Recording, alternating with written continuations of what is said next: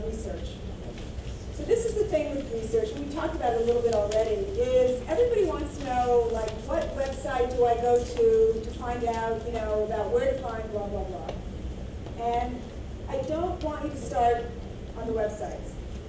What I really want you to do is start in your own studio, or if you're a writer at your writing desk, or wherever else it is that you make your work, and really think about where you've been, where you are now, and really where you want to be in 10 to 20 years in your art career.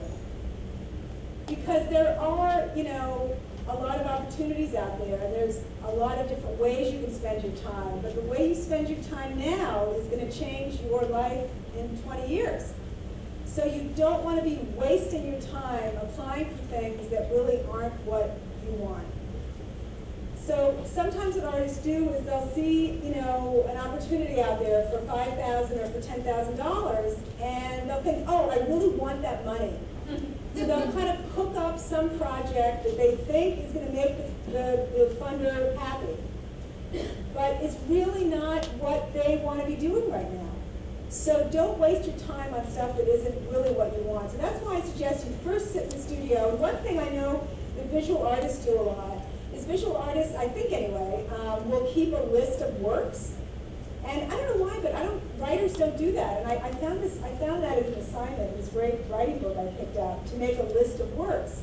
So I sat down and started with like this complaint letter that I wrote in like '72 for this camp I went to that was absolutely horrible. And I decided that was going to be my first work on my list of written works, you know?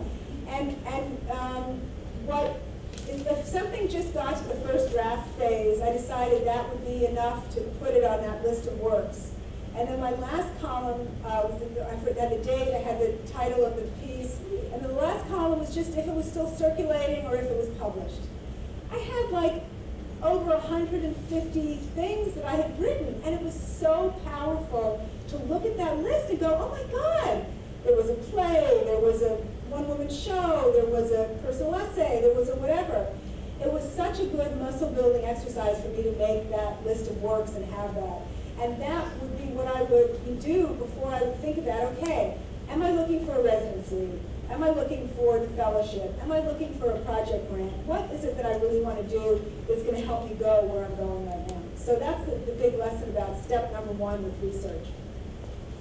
Then a lot of the research stuff I've already really said before, but it's seeing if you can suss out what other topics are being covered by my project. Could I look into science funding?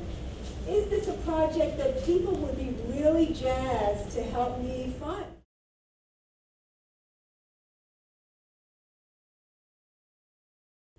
So in terms of where to look, you are going to definitely want to check out the NIFA website for artist opportunities, and definitely check out the Foundation Center. Now sometimes the Foundation Center website can be a little overwhelming.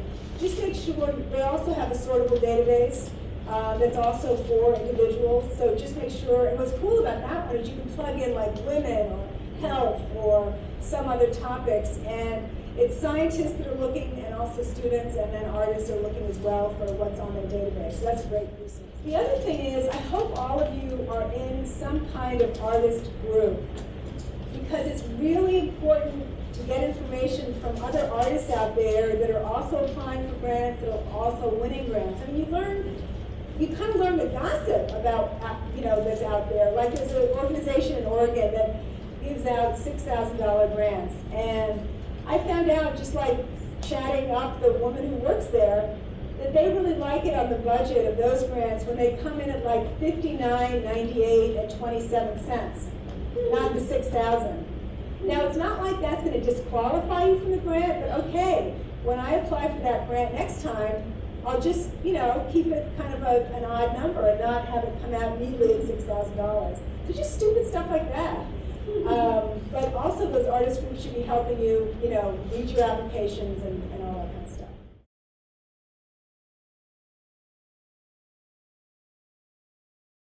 The narrative text of your application, what you've written in prose, needs to talk to the numbers that you put in your budget. That is the key with budget.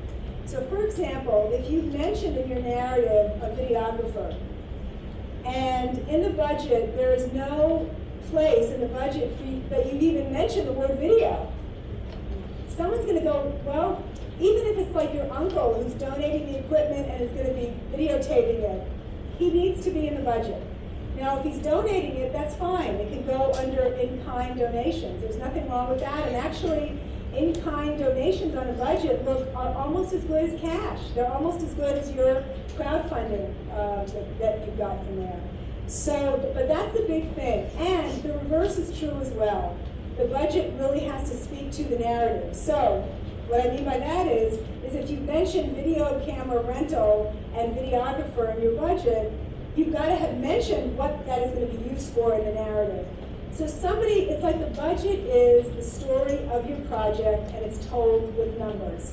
So somebody should be able to look at the budget and really get, if they didn't even read the narrative, really get a good idea of what your project is about. And it really shows how fiscally and financially responsible you're being, and that gives you a lot of kudos and a lot of good points for the budget stuff. And just be very, very detailed on that budget. How many postcards are you sending? How much do stamps cost? The more, you can't be detailed enough on the budget piece.